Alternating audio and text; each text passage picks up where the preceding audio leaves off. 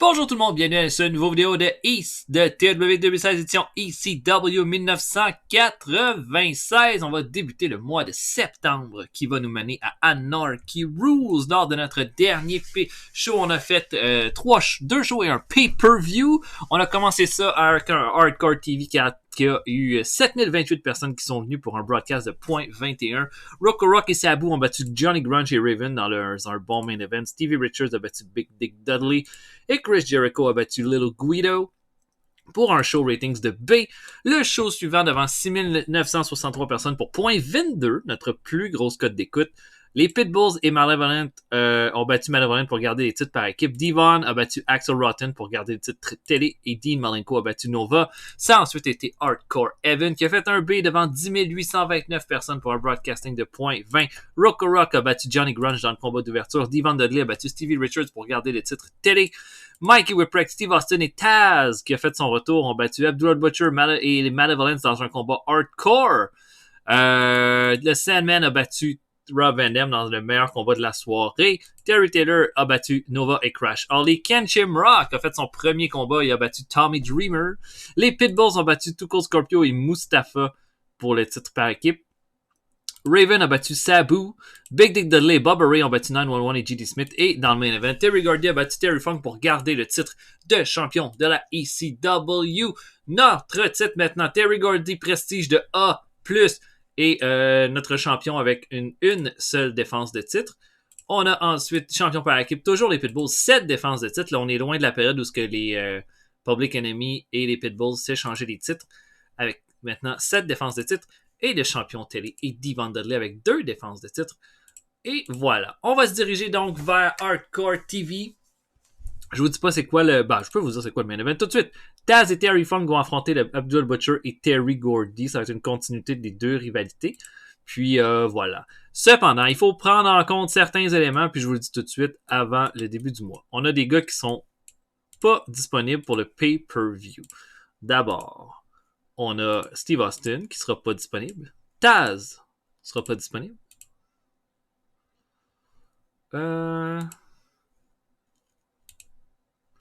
Non, Taz va être avec la CWA. Sinon, Rob Van Dam est pas disponible. Puisqu'il va être avec la Zero War. Quelque chose comme ça. Puis, qui d'autre? Je pense que c'est tout. C'est tout des faces. Donc, ça rend pas ma tâche vraiment simple. Mais on va être capable de faire quelque chose quand même. Le retour de Scorpio a aidé beaucoup du côté des heels. Donc, de mon côté, je pense que je vais être capable de contourner ça du mieux que je peux. Donc, on verra. Mais voilà. Donc, j'avance à Hardcore TV et on se revoit avant le début de show. À tantôt. Ok, le show est ce soir. Pitbull number 2 est en pleine forme. Crash Holly est parti de la AEW et Abdul Butcher pas content de son push. Il est préféré être une personnalité plutôt qu'un lutteur occasionnel.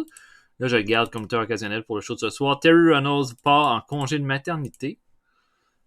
Et on a Little Spike Dudley. Avec nous, Matt Ison, mais je pense qu'on va devoir l'appeler Little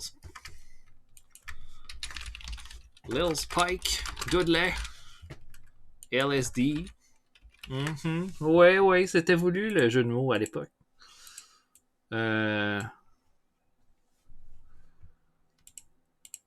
Opener. Bonne affaire. OK. Donc, c'est déjà son dernier mois. Oui, c'est ça, c'est un test. On va voir ça ce soir. Donc, on avance. 87% notre backstage rating. Ça a monté pas mal. Axel Rotten s'est pas présenté à un meeting avec un road agent. Un avertissement. Oh, sa personnalité devient pire. Axel! T'sais, je veux garder Axel parce que c'est un original, mais là s'il commence à me faire chier, hein. Ça va être la fin pour toi, mon petit ami. Bon, Spike, Lil Spike, on va lui faire des amis. Je me dis qu'un gars comme Chris Chetty, yes, déjà une amitié. Ça regarde bien pour que tu restes avec nous, Little Spike. Bon, fait qu'on regarde ça. Qui qu'on a pas ce soir? On n'a pas le Devil Warrior, on n'a pas le Mysterio, on n'a pas Revenem, on n'a pas Sabu, on n'a pas Steve Austin, on n'a pas Taz. Oh my god, j'avais Taz dans mon main event. Pas mal de lutteurs qu'on n'a pas. C'est sûr que pas Steve Austin pour un mois, c'est déjà pas top. On n'aura pas Sabu. Pas Rob Van Dam. Pas John Layfield. On va trouver une autre façon de faire ça. Oui, on va déliter ça. Et je vais y aller avec un main event surprise. Donc, on se voit tantôt.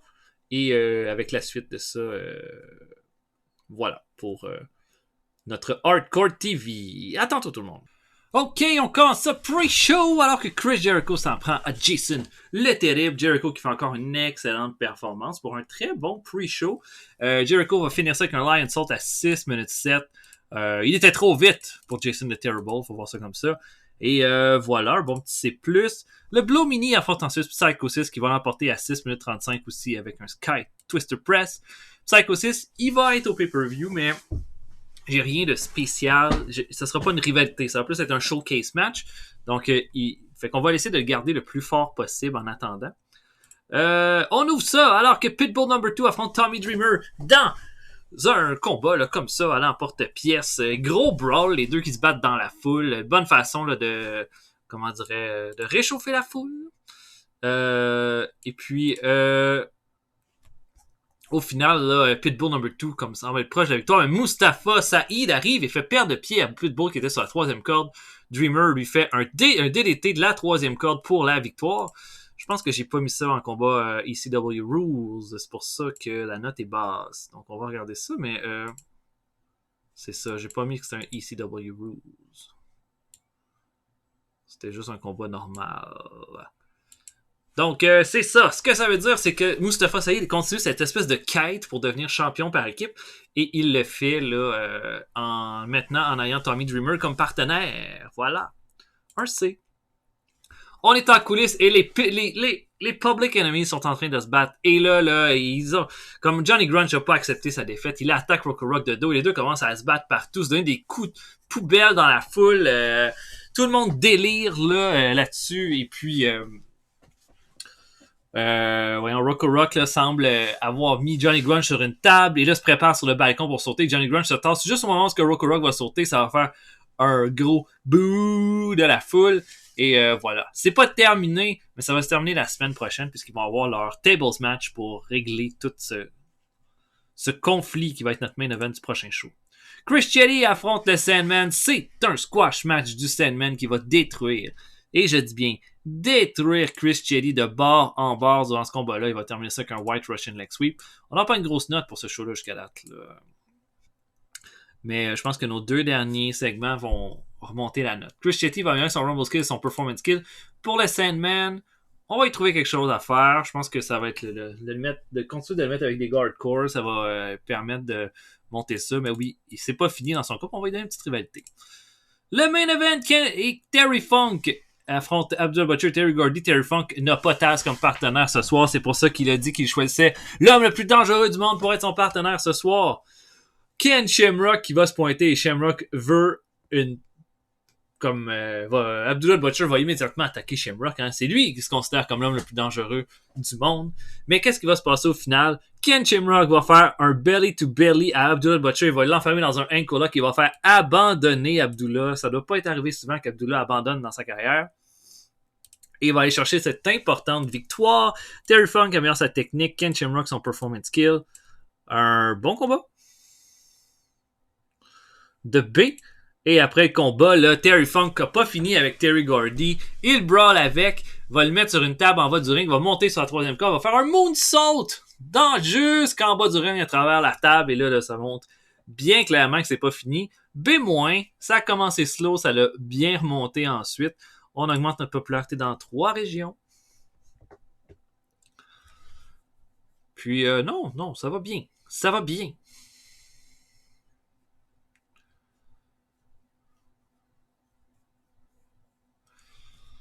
En fait, on est rendu à faire quand même assez d'argent pour que je commence à dire peut-être qu'un show par mois, je pourrais le faire ailleurs pour essayer de monter ma popularité ailleurs pour avoir un deal télé intéressant éventuellement. Comme là, on a fait 170 000 de plus. Fait que je pourrais accepter de faire moins pour aller ailleurs. Où est-ce que je voudrais aller par contre? Dans le Southeast ou le New England? Le New England. Peut-être essayer les Grands Lacs. Ouais. On va essayer les Grands Lacs. Puis bon, prochain show. Tables match. Entre Johnny Grunge et Rocco Rock en main event. On termine ça, cette rivalité-là, prochain épisode. Et voilà. Donc, voilà. Est-ce que le prochain show, on va dans les Great Lakes ou j'attends le show suivant? Peut-être que je pourrais rester au Tri-State, là. Wow, hein? On a monté à C+, hein? C'est quand même majeur. Puis, on a vu 7750 personnes. Oh là là, c'est quand même une grosse augmentation, ça. On se dirige vers beaucoup de sous au mois prochain. Donc, voilà. Ce que je vais faire, c'est que je vais nous avancer de 6 jours pour aller à Hardcore TV, puis on va se voir après. À tantôt, tout le monde. OK, quelques éléments à prendre là-dessus. Abdul Butcher, toujours pas content. Fait que j'ai changé son... Il est maintenant rendu une personnalité au lieu d'un lutteur. On le fera peut-être pas lutter jusqu'au pay-per-view, mettons. Le Devil Warrior a son contrat qui se termine à la fin du mois. Devil Warrior, ça n'a pas été un grand succès, je dirais. En même temps, ses stats sont quand même bonnes. Son hardcore est pas le plus top. Mais là, en ce moment, comme il n'y a rien à faire avec lui parce qu'il est toujours... On a pu l'avoir Hardcore Evil, mais sinon, il est toujours en tournée avec la CWE. Donc, je pense pas nécessairement le re-signer. Peut-être plus tard, mais en même temps, je sais pas. Non, je pense pas. Je ne re-signe pas. Puis, je veux dire, Vampire Warrior va être capable de s'en sortir tout seul. Puis sinon, notre hardcore, on a fait .22. Fait qu'on a encore fait notre plus haut code d'écoute. On a eu un petit peu plus de personnes. Donc là, je vais juste vous mettre au courant de ce qui se passe en ce moment. Je continue d'avancer. À tantôt, tout le monde. OK. Donc, on a moins de lutteurs qui sont pas disponibles ce soir. Mais Rob Van Dam, Sabu, Steve Austin ne sont pas disponibles. Buzz Mahoney, il se passe quelque chose. Oh, il a égayé le locker room en achetant une caisse de drink gratuit pour tout le monde. Yeah! Et Stevie Richards a fait un bar de gaufres. Jesus, c'était tout un party, ça. 92, notre backstage suite à cela. Ok. Ben, ça en va encore. J'ai pas vraiment raison de faire ça.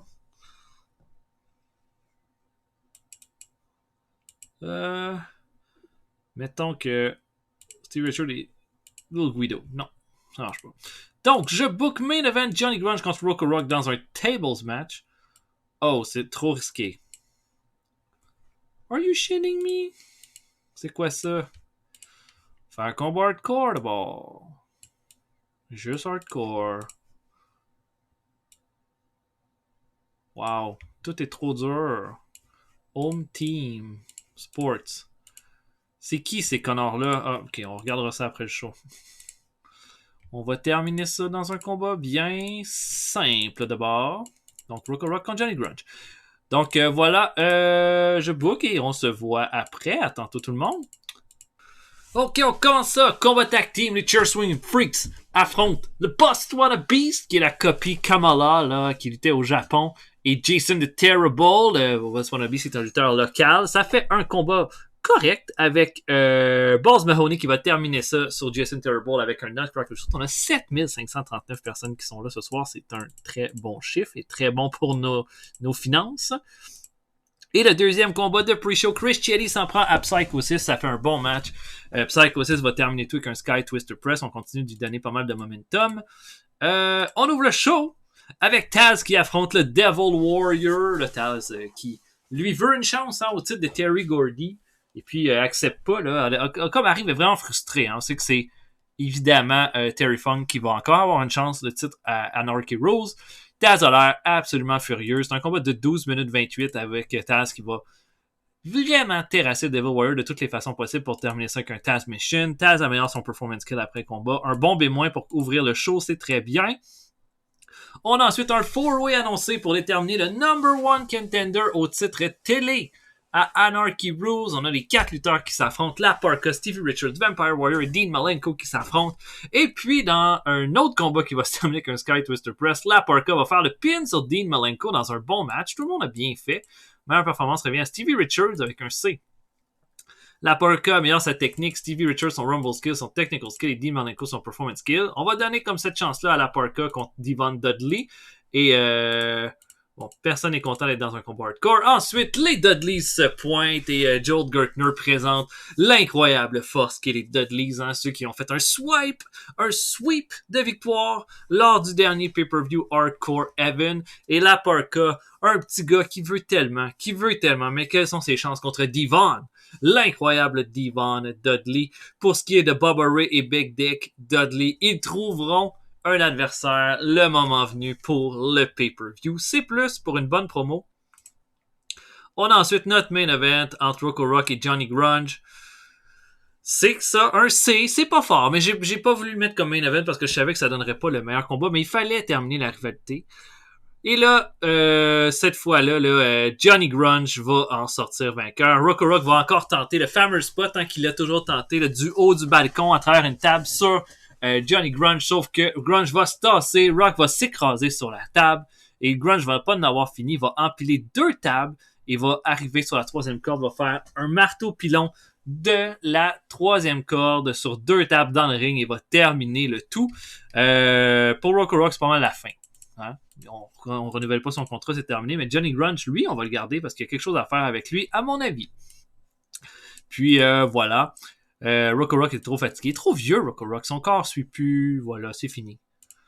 Et après le combat, Two Cold Scorpio va se pointer au ring et puis va dire qu'en ce moment là, il se cherche à la ECW. Hein, ça n'a pas fonctionné avec Mustafa Saïd. Il peut bien faire ce qu'il veut, lui, il ne suit pas, mais il dit que en ce moment, il cherche quelqu'un qui a autant de swag, autant de charisme que Two Cold Scorpio, puis il a de la misère à trouver quelqu'un. Puis il se dit, est-ce qu'il y a quelqu'un dans le roster de la AEW en ce moment? Là? Il y a plein de lutteurs qui quittent, qui reviennent. Two Cold Scorpio est là. Est-ce qu'il y a quelqu'un qui est prêt quelque part à la AEW à venir le confronter? Et une musique arrive et le model Rick Martel se pointe au ring et là la foule délire complètement. Rick Martel à la ECW et va regarder Scorpio et dire ouais, tu penses que t'es le gars le plus charismatique, le gars avec le plus de swag, j'ai quelque chose à te dire, j'avais du swag avant même que tu commences dans le milieu de la lutte, puis j'en ai encore à donner, puis si tu veux on peut régler ça, hein? Je te challenge officiellement pour un combat à Anarchy Rules. Et Two Cold Scorpio comme un peu insulté, mais comme ok, il s'attendait vraiment pas à voir Rick Martel. Et c'est comme ça qu'on va terminer le show. Martel va être face, puis je me suis posé la question, est-ce que Martel fit exactement avec le modèle ECW que j'ai construit durant tous ces épisodes-là? Je suis resté quand même assez traditionnel. Pour moi, je voulais que ce soit logique. Par contre, moi je me dis, Rick Martel, c'est un bon lutteur. Puis je sais qu'à la ECW, quand il y avait l'occasion d'avoir un bon lutteur pur, il allait chercher. Donc Rick Martel, ce sera pas genre le gars qui va faire des garbage matchs, mais ça peut être un gars qui peut nous sortir des bons combats de lutte. Et je me dis, ça c'est bon. Ça me va. Fait que ça fait un C. J'ai pas eu pas assez de femmes attractives. Puis j'ai perdu de la popularité dans un show. C'était pas un gros show. Ça c'est clair. J'aurais pu en faire mieux et plus. Je pensais que j'étais correct, par exemple, pour les demoiselles. Mais peut-être pas, finalement.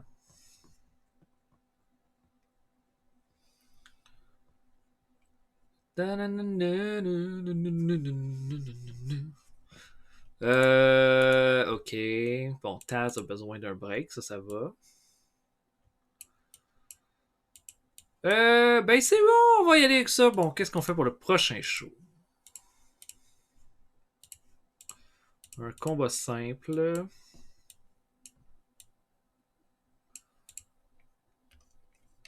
Aïe.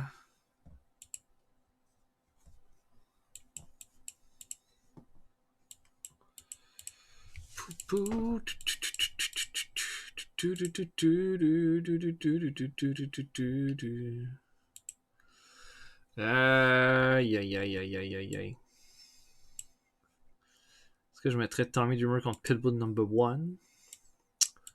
Ce serait un peu boring. Si je mets le Sandman, mais j'ai pas un gros storyline pour suivre le Sandman. On pourrait avoir. Ce serait tôt pour un Shamrock contre Terry Gordy. Peut-être un peu trop tôt.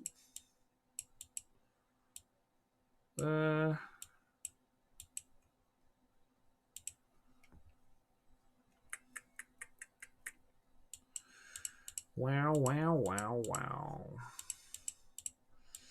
Je me cherche une bonne idée de main event et j'en ai comme pas.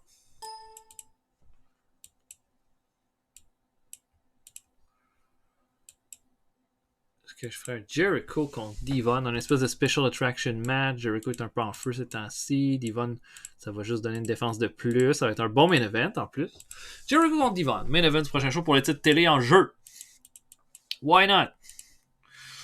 Donc, ok, je vais y aller avec ça. J'espère que vous avez apprécié tout le monde. On va se voir pour un prochain épisode bientôt. Salut tout le monde, à la prochaine.